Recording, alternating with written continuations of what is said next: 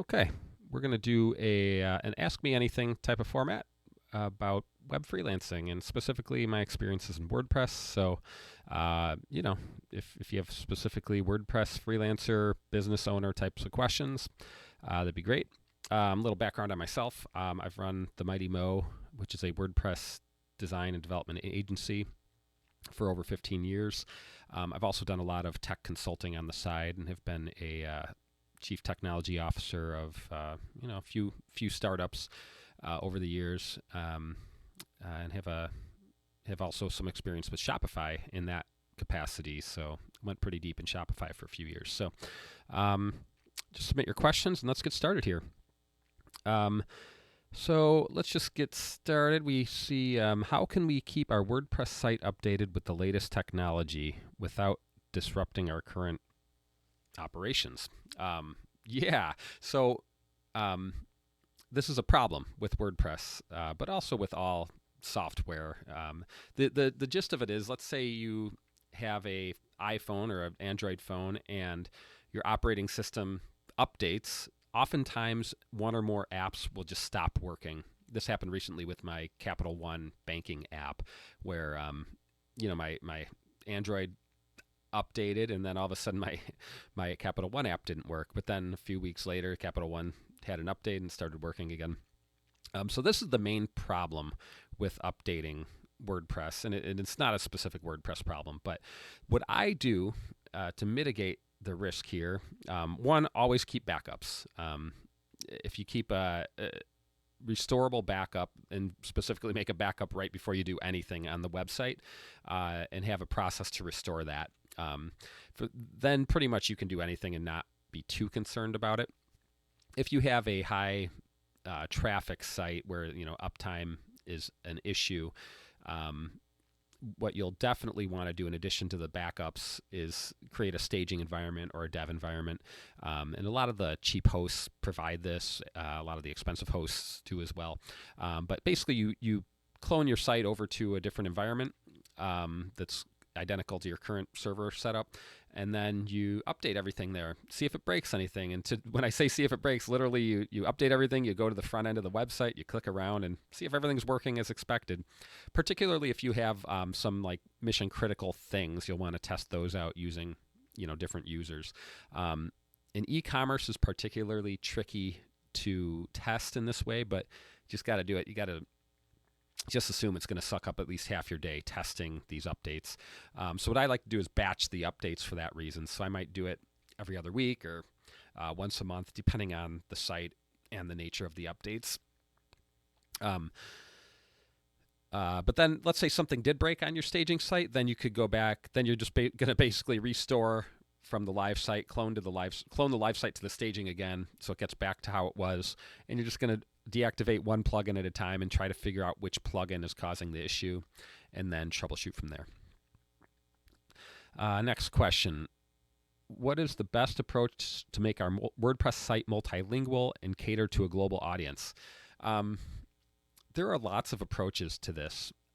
There are some plugins in the WordPress repo that will just use JavaScript and some library somewhere to translate the web page. This is not like a perfect translation by any means, but it's definitely quick, easy. So generally that's what I recommend. Now let's say you had a more high value website where you wanted to cater. Where I've seen it done is people choose like 2 or more specific languages and dialects that they're going to address. So it could be maybe they have a site in the U.S. that has U.S. customers. Then they have people from Germany that are purchasing a lot, maybe people from Spain that are purchasing a lot. So they'll use there's a number of WordPress multilingual plugins, but you could install any of those reputable plugins and it'll walk you through the process for creating content specifically for those people. And the way it'll work by default is WordPress will try to figure out where they're coming from based on their IP. And then it'll show them the content that you'd expect. The difference between that and the simpler version is you actually have to write that content. Now that said, with Chat GPT and AI, maybe it's simpler now, and I bet you those plugins are, if they haven't already, they're adopting AI to help build that content. So next question here. What improvements can we make to our WordPress site to enhance the overall user experience? Well, usually people come to me with this question when they just have a feeling that their website sucks. And they usually have a hard time explaining what that is. I like to describe it as like the question I always ask is, does your website achieve like a minimum level of trust through the design? And so, like, when you go to different websites, some websites you go to and you're like, oh, this looks like a professional, fresh website. Other websites you go to and you go, oh, this looks old. Looks kind of weird and old. And usually, if it hasn't been built in the last, we'll say for sure 5 years, but maybe 3 years, you start to get that feeling of crustiness. So if that's the problem, really the only solution is to do a complete redesign. And usually that includes switching to a new WordPress theme, but it doesn't have to. How do we set up analytics on our WordPress site to track visitor behavior and report on key metrics? The setup is pretty simple. Google wants you to do this because they want to harvest your information and sell it to their advertisers. So they have a plugin in the WordPress repository, but also there's probably 100 other plugins for free in the WordPress repository that can help you do this. At a high level, you just go to analytics.google.com, set up an account, and then connect it to your WordPress site. It's really simple once you do that and then install the plugin. Same with Google Search Console, and Google Ads is the same way. So pretty straightforward. Can you develop a custom WordPress theme that aligns with our brand, or should we modify an existing theme? So this is my guess based on conversations I have with developers every week, specifically WordPress agency owners in town here. We have a weekly meetup. What it seems like is like most of us who own WordPress agencies are using a builder, and there are a handful of builders, Divi, Beaver Builder, WP Bakery, there's a few more, Astra. Everyone has their favorite, but everyone pretty much starts with that. The only outlier that I've experienced recently, like in the last few years, is that some people still like to build custom themes using, usually they would start with some existing theme and then hack into it with advanced custom fields. But I would say that's a minority, and I don't recommend that. I would say start with a builder. I use Beaver Builder, and because it's the fastest one that I found for speed, for website speed, not necessarily website development, but it just seems to have the best, most efficient code base. But you could use any of those builders and get the result you need. What's the best way to set up regular backups for our WordPress site, and how often should we do it? At minimum, you want the host to be doing that for you. And so if you have a host or a hosting plan that isn't doing that, you need to change that.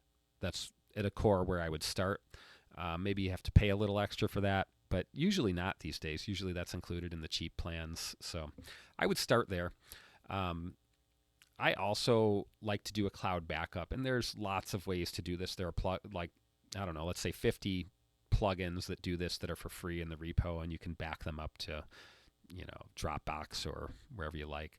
At minimum, do that. I also like Managed WP and Jetpack's cloud-based solution. That costs a little more, but their backups are the most reliable that I have found in 15 years in this business. And all that's pretty simple to set up once you get to it. Which plugins are essential for our business website, and how can we manage them without slowing down our site?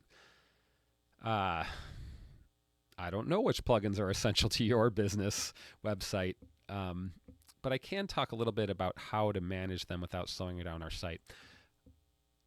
You really need somebody who's experienced with WordPress to help with this. And by that, I mean, I can go into a site and generally tell you if the plugin mix is efficient just by looking at the plugin mix, looking at a list of the installed plugins, and there's usually between 20 to 40 plugins installed. And usually I can look at that and at a glance just be like, wow, this is not an efficient use of plugins, or yeah, this looks like a very efficient use of plugins, or something in between. The gist of it is you want if you're using a lot of plugins to control how your design looks, like adding colors, layouts, that sort of thing, that's probably too much, too many plugins.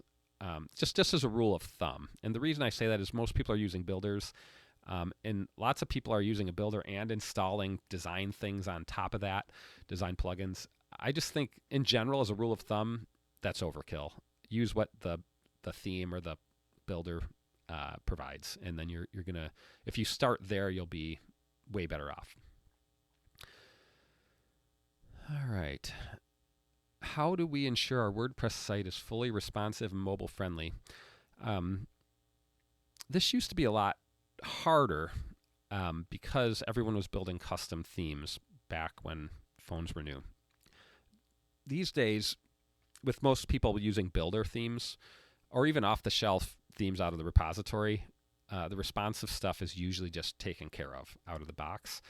So if your site isn't responsive, it probably means you're using a very old theme technology, and you should probably consider switching to a forward-facing theme that is fully responsive out of the box. However, if you want to do the work yourself, let's say you had an old theme and don't want to invest in redesigning or relaunching a new theme,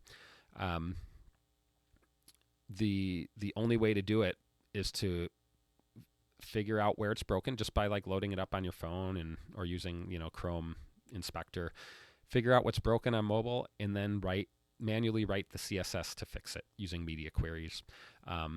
That can be a lot of fun. I actually really like doing that. And a lot of times, like even earlier this week, a customer emailed me and said, hey, like this thing looks weird on phone. Can you fix it? And in this case, because it was one little thing, I said, sure. And I just added a few lines of CSS and it fixed it. So, use your best judgment there, but it can be done either way. Oh, can you guide us on the best SEO practices to increase our WordPress site's visibility on search engines? Yes and no. I think with SEO, there's a lot of, let's just say, a lack of understanding of how SEO, of what the point of investing in SEO is. So a lot of people come to me and, they're like, we're doing great on SEO. When I type my company name into the search box, we're number one. And my response to that is always the same. It's like, you're going to be number one no matter what for your, company name, because it's a unique name and nobody's trying to steal your company SEO in that way, unless you're Target Corp or something. So you got to start with SEO strategy as we address this question, because I've seen some like horribly designed sites with horrible content ranking really well in organic SEO for really powerful keywords. And I've seen some great web pages not ranking at all for great content. At minimum, I would say Google gives us really little information, but content is going to be king. And by that, I don't mean produce great content. What I mean is you got to produce content for the search engines, for better or worse. AI can actually help a lot with this. If you're a newbie and you just kind of want to say, like, you could just go to ChatGPT and say, hey, write me some SEO optimized content on this topic. Actually, you might even go there before that and say, here's the topic I want to write about. What are some good keywords that people might use in Google, to type into Google to find this content? So you're always trying to, with SEO, you're always trying to reverse engineer what the user's doing. And so you want to figure out what they're searching for that will land them on your page, that will convince them to buy or take action. And it's not always straightforward. For example, there are lots of, if you Google like how to do WordPress security, for example, you'll find a bunch of like well-written articles by companies that maybe are selling security services or maybe are selling SEO or WordPress services. And so what they've done is they've written the articles to satisfy that search keyword or that search term, rather than write great articles from the starting. They're really gaming SEO. So at a high level, use an SEO plugin, but that's not going to do anything for you. It's going to do the bare minimum that that'll add some meta. Which, by the way, Google says that they don't even look at meta anymore. So the meta is more about converting Google user or converting search engine, because meta will show up in the search results, but it supposedly doesn't change how you rank in the search results. So those plugins can help in that way, but the plugins won't help with ranking. They'll just help with converting after your ranking. So it's pretty complex, but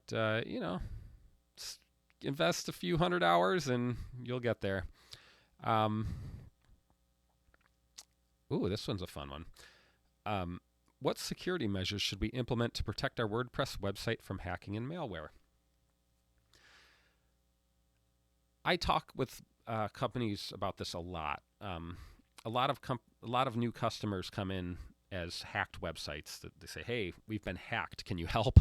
And I actually love working in those situations, because it's an opportunity to really help them come out as the champion, and also put them on much firmer footing. So there's lots of levels when it comes to security.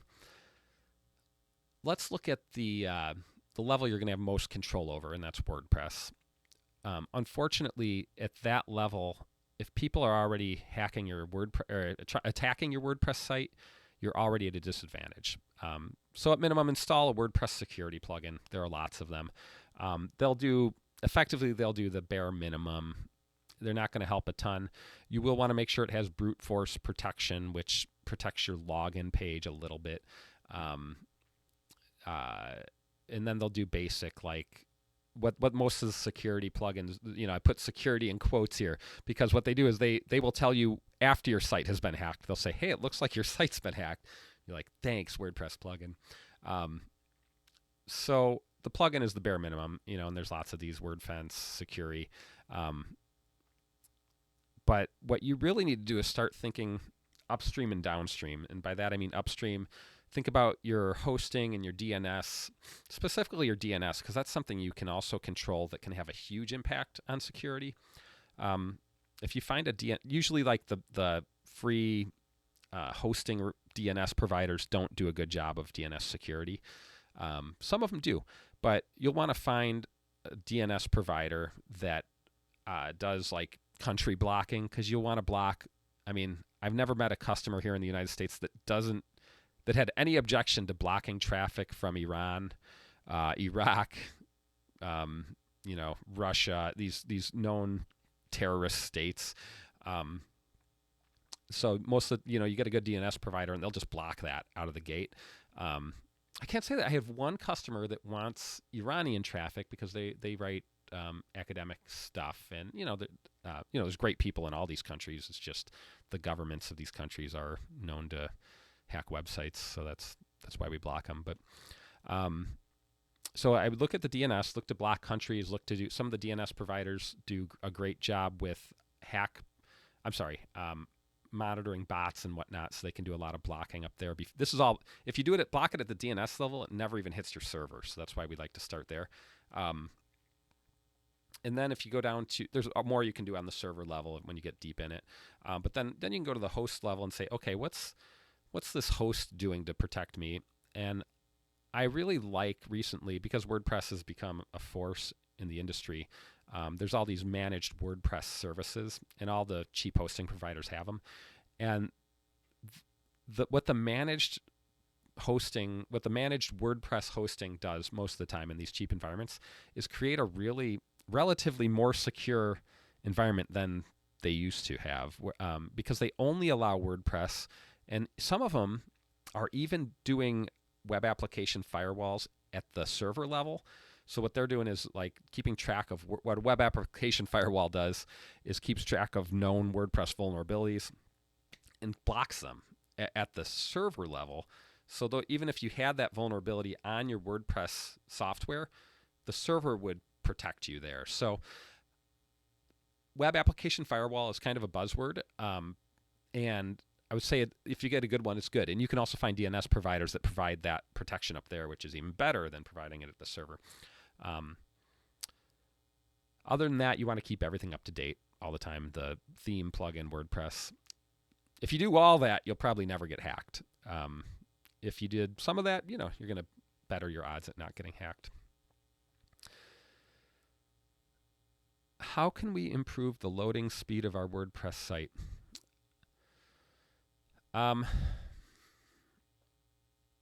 This is a complex topic. I ran a series of tests on just comparing themes, different popular themes. Some of them are builders and some were like 2019, 2020, that sort of thing, default WordPress themes. And all I was doing was testing speed. And there is a noticeable difference between themes just in terms of website speed. So if you're very serious about improving speed, you got to start with the theme. So you want a fast theme that's light, it doesn't add a lot of load time to your site. So start there. Then similar to our conversation earlier about plugins, the fewer plugins you have, the faster your site will load, generally speaking. Also, generally the more reputable plugins are going to be more optimized. That's just a factor of time and money and all that. So if you like a plugin that might cost you a couple $100 a year, is on balance probably better optimized than some plugin that's free doing the same thing. Not always, but you can use that as a metric for how fast something is in theory. Once you do all that, you'll want a CDN, and those can be had for cheap and free, and they're pretty simple to get going if you know how. You can do that, and then once you do all that, then there's speed optimizations you can do on your WordPress site using plugins. I've had really good luck with different plugins at different times to optimize for speed.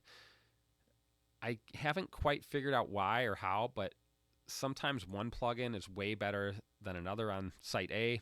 On site B, that different plugin would be way better, and sometimes you need two of these plugins. They all do. The thing is, if you looked at their feature set, all of these security plugins do the exact same. All the speed plugins do this exact same thing, but for some reason, they just work differently on different hosting environments and different WordPress sites. So you kind of have to, I would test out a few and see which it does the best job, and just do the best you can. Let's see. Just looking through these questions.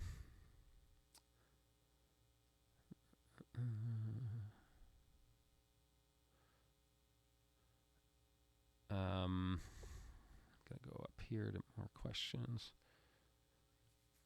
Oh, this is interesting. What networking strategies have proven most successful for you in building a freelance WordPress business? What's interesting about this is I don't get many. I don't do any networking really. I don't, and I haven't for many years. Most of our business leads come from SEO, organic SEO work that we've done over the years. So let's assume that you're struggling, like you're struggling for leads. So the question is really, how can I get more leads for my business? And I think networking, if I were to pick a networking strategy, and this is one that I've seen fruits from in the past, speak at businessy groups, get speaking engagements at businessy events and groups that are not tech and not WordPress related. So let's say there was a group in town that was a bunch of barbers, meetup.com, you find a St. Louis barber meetup. try to speak at their group. Offer them like, hey, tell them you can tell them, answer all their questions about WordPress and websites. I think you're going to find an environment like that to be way better than networking with other WordPress or tech people. I think like I got a lead for this is a work. I got a lead that turned out to be a lead for the United Way. It's huge, one of the world's biggest nonprofits, and I ended up closing the deal and worked with them for, I don't know, maybe a decade or something. But the reason I got the lead is I was giving a talk about how to record music on a Mac, and it was at a big conference, a techie conference thing, and there was somebody in the audience that needed, from the United Way that was like, because I started this presentation with, I do WordPress, but now I'm going to tell you how to do music. And, the fact that I was up there giving this talk granted me some authority or whatever, made them think I was smarter than I was. And I ended up working out really well and worked with them on a bunch of projects. So I would start there. I wouldn't waste my time with people who already know WordPress or people who want to know WordPress. What you want to do is get in front of people who know that they need a website, but cringe at the thought of building a website. Oh, here's a good one. Should I offer ongoing maintenance and support services? And if so, how should I structure these offerings? One of my great business regrets is that I didn't start selling maintenance and support services earlier in my business. I don't think I started selling them.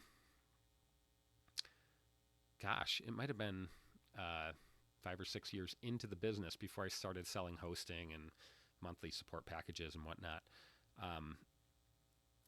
The thing about these ongoing, let's just call them monthly or annual, the idea is like, if you can sell anything ongoing like that, it can smooth out your money flow and make your business more calm. Like if you're dependent on, like in the first 5 years of my company, I was dependent on huge hits and huge misses. I was reliant. I have to close 10 huge deals this year just to like pay all the bills. And now I still have to close a good number of deals, but it's less rocky. It's not like, now I have enough monthly maintenance contracts that like I still need that extra money, but it's a lot less than it used to be. And so like I don't stress out about it as much. I can be a little bit more picky about the projects I choose. I can charge a little more because like I'm not as picky, that sort of thing.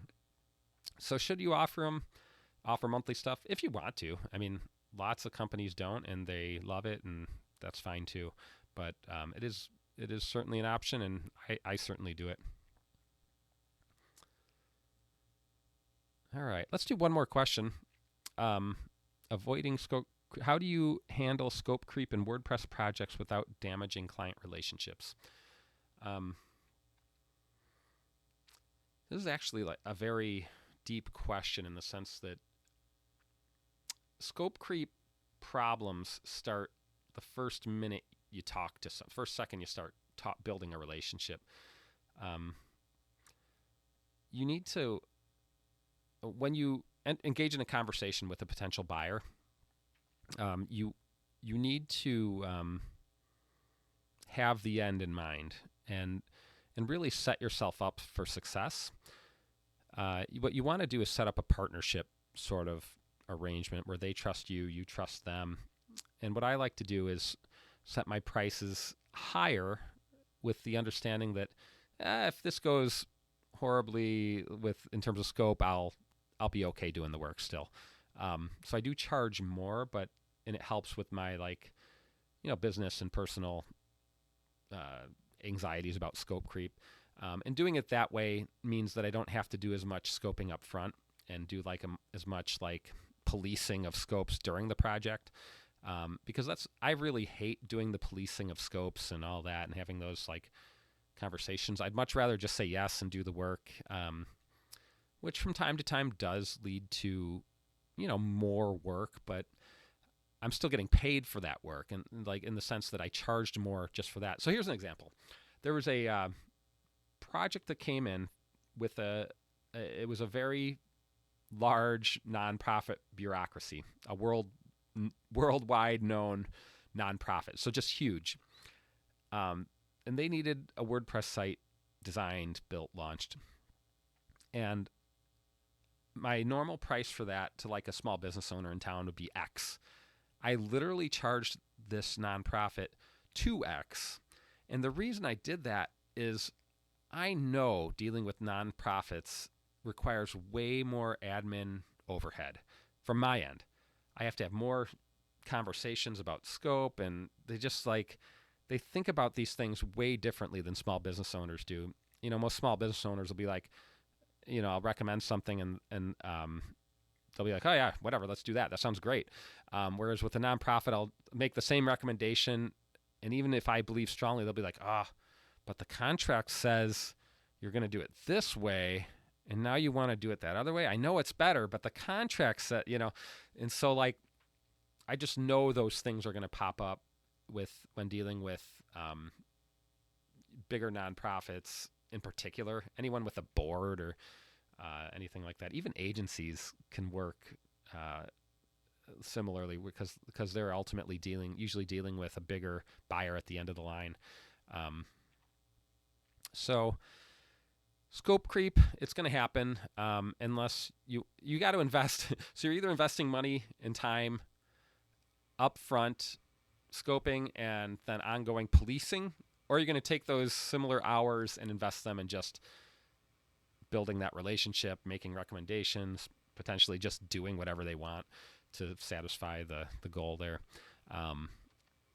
So that's how I deal with it. And so you have options. I'm sure there are other options that I'm not describing here too. So anyway, it's been great. Thank you. If you liked it, I don't know, do whatever you do. Thumbs up, leave a comment. Let me know if you have questions in the comments. I'll address those as well. But we'll talk to you soon.